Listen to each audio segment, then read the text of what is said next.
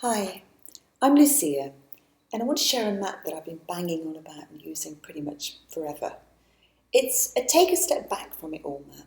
Well, we get scattered and busy, we live life too close up sometimes, don't you think? So it pulls us back from the detail to see the bigger picture and refresh our view on things, get a bit of perspective.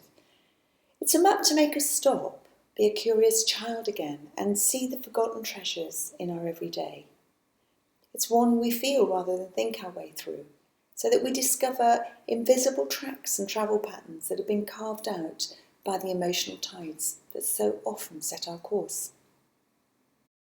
This map has thrown up some pretty useful questions and had me look again at places I thought I knew, few I'd missed altogether.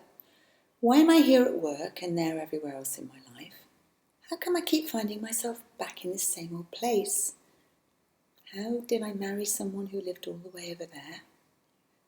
In different parts of life, I became more aware of my travel patterns, my comfort zones, happy places, boundaries, frontiers, and a good few restricted areas, as well as alternative routes that I could take.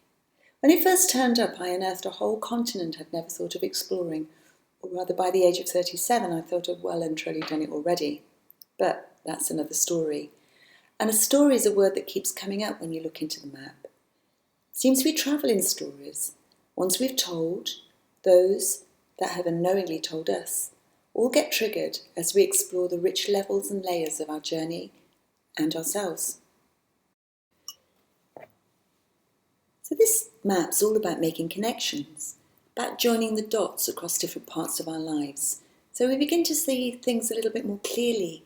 We begin to feel more connected to ourselves, and that makes us feel more open.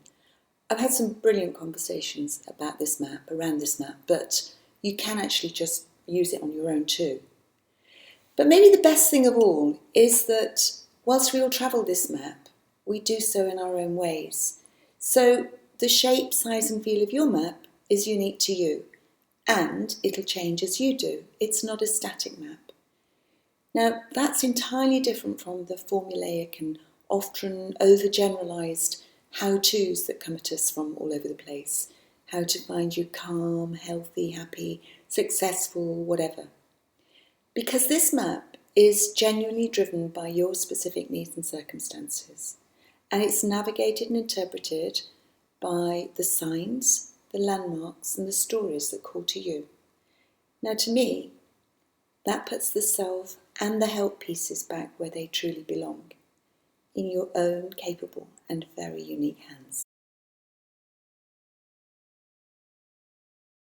The nursery, the playground, the street corner and the underground sit within two bisecting lines which pull us in opposite directions across our lives. The horizontal axis is the axis of being and the vertical the axis of doing. On the horizontal axis, we want to belong within the group, whether that's family, friendship, work-related, or even wider society. We want to fit in and be accepted and acceptable. But at the same time, we want to stand out and be different in some way, special, individual. Not always an easy thing to find the balance between. On the vertical axis, we want to do things that are safe and familiar. We want to do things that we can predict and that we feel we have a degree of control over. But too much of that and we get bored. We want a little bit more excitement and risk in our lives. We want to push the boundaries. We want to feed our growth. So between these lines of tension, we're always looking to find the balance. And we're pulled here and there all over the map, across an hour, a moment or a lifetime, looking to each of the territories to satisfy our emotional needs. Let's go in to look at these territories individually now to see how we feel when we're in there. The nursery is the emotional terrain where we feel cosy and warm and safe.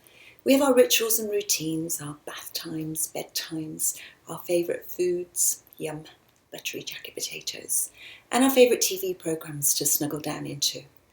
In the nursery, life's predictable and we feel in control.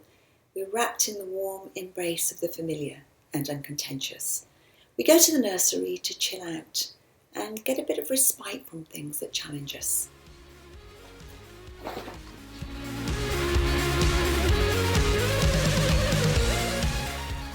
Playground is more out there. There's more colour, more noise, more movement. It's more exciting and pacey. This is a far more social place. The pulse is stronger and it's all about fun and interaction. There's lots of exploring, being curious about the world and ourselves. Lots of creating and collaborating, learning to share and healthy competition. This territory makes us feel alive as we push boundaries and find new or novel ways to do and be in the world. We break rules in different parts of our lives, have adventures, be a little naughty even, all in the name of our growth, of course. But we don't want to lose our friends. We're still on the collective side of the map, remember. We still want to fit in and belong, be acceptable and loved in the group. So we can't push too far and risk being ostracised.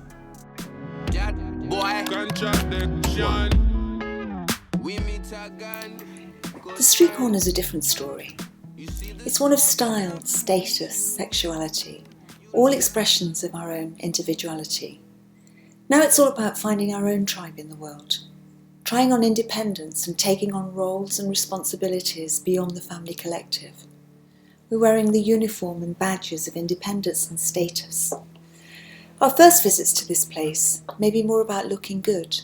Fancy cars, fancy clothes, the titles and trappings of success. But eventually, and hopefully, as we find our way and discover what we truly value in the world and in ourselves and others, we find autonomy and our own authentic voice, and we're able to move confidently as we work with and for others and stand alone as needed.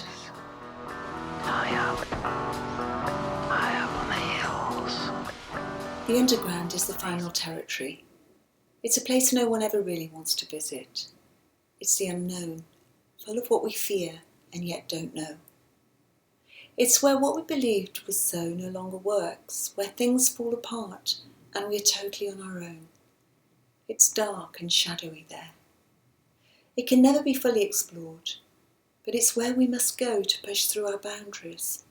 We enter risky, threatening and dark places.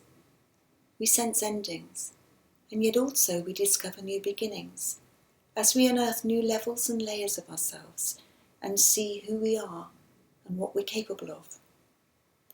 Think of David Bowie.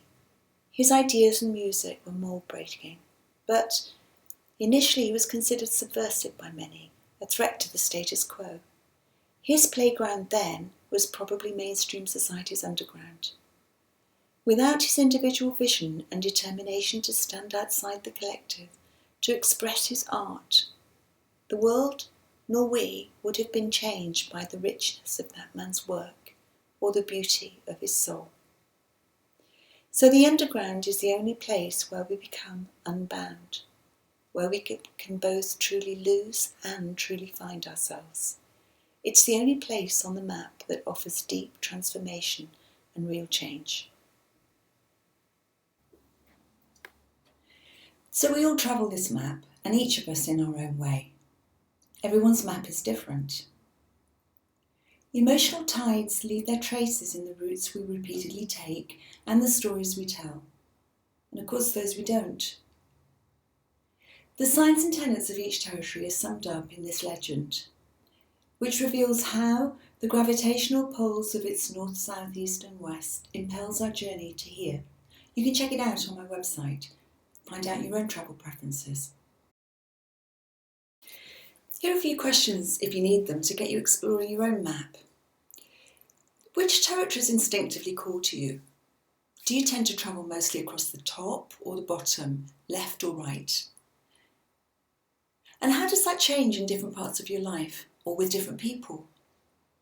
And as you look at this map, what memories or incidents or moments get triggered? Is there a recurring theme that comes up when you look at your own travel patterns? This is too hard. I'm not good enough. People always leave me behind. No one understands. It's not my fault. Think of the red dotted lines on the map as boundaries and sometimes frontiers between the territories. Which ones do you travel through easily and often? And which ones stop you from travelling further? How come? Are there places where you could create or would want to create new travel habits? Maybe travel your map differently and discover new, maybe challenging places in your own everyday. Have a little look at my website and maybe read the blog stories, see where they might land you on your own map. Perhaps you'll get even more travel savvy and discover new and adventurous places you didn't even know you didn't know. Incredibly nearby, probably. I wish for you what's happened to me. Mystery as you unearth questions and possibilities you never considered like that. Wonder as you stumble on the unseen in your everyday. And well-being as you look through the lens of your own map and are reminded how we're all part of a much bigger universal picture, a story that carries us back to ourselves and connects us to each other. So bon voyage and go travel. Talk to me sometimes.